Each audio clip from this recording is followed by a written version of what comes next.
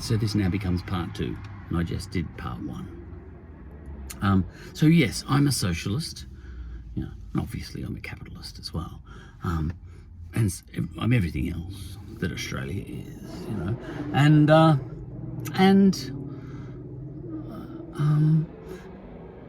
but I'm getting to a point where, philosophically at least, I'm an almost universal socialist. You know, I'd like,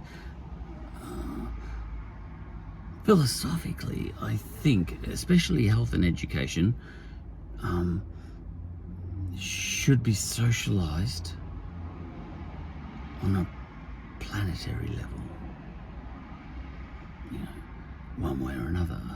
You know, and coronavirus has brought this to a head, you know, because a lot of us are thinking, why should I have more chance at a vaccine and for free than someone from wherever, you know, Botswana or Syria or whatever?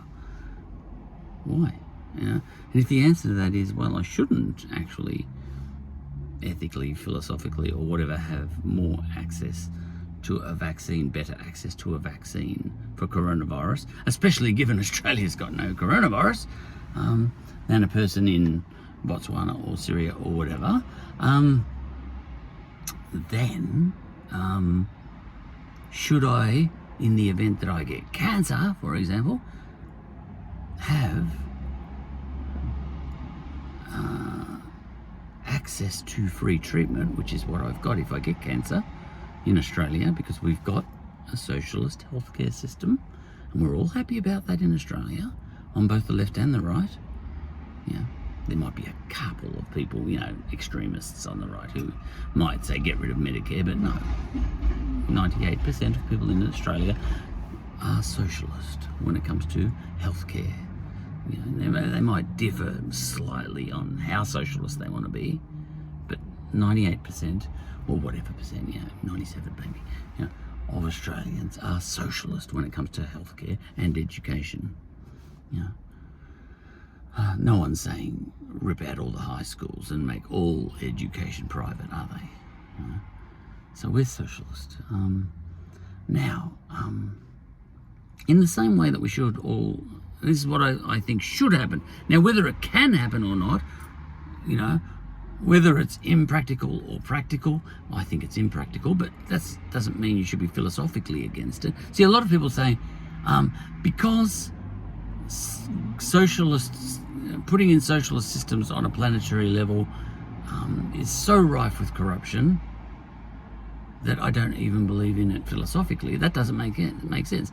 I believe in it philosophically, and if it transpires that it's just not possible because corruption will most surely cut in, then I'll say, oh, we've got a problem here, but let's keep talking about it. Come on, let's try and get past this corruption problem, all that sort of stuff. But there are people who say it's too hard. So I'm against it philosophically. That doesn't make sense to me, you know. I think you should, if you are philosophical, you know, like if you do think, you know, let's say there's a child, because it's easy, you know, elephants and children.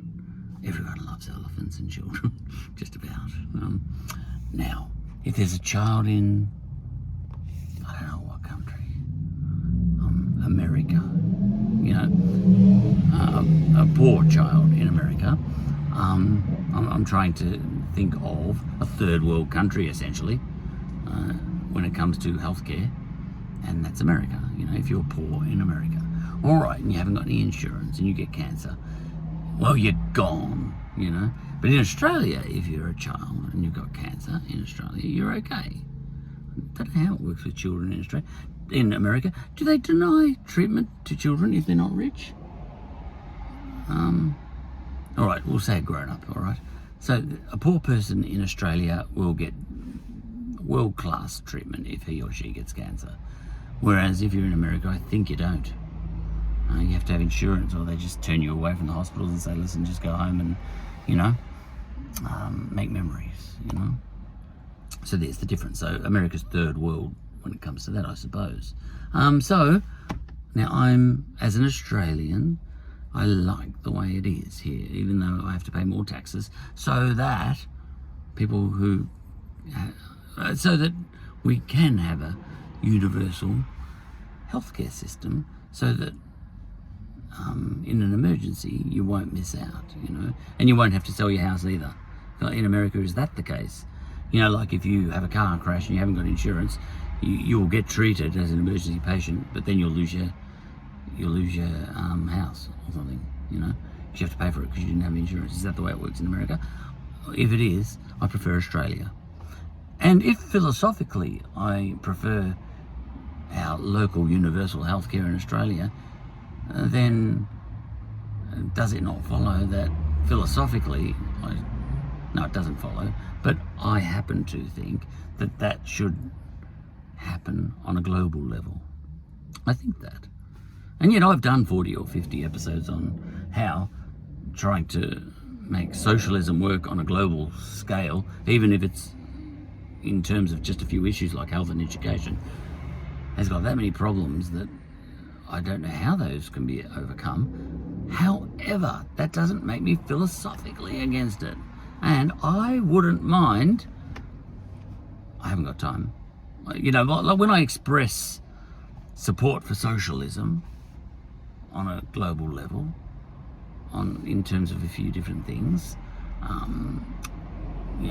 or express support for Black Lives Matter or anything like that, it doesn't mean I do anything about it, because I'm too busy making my way in a capitalist system so that my kids can have all sorts of luxuries, actually, and bad luck Botswanans. That's actually what I do in practice. But maybe when I get to 90 and I stop working, maybe then I'll turn my attention to activism and sit there and scratch my head and think, how can I get involved in promoting worldwide globalized socialism in terms of at least health and education, and maybe a few other things too.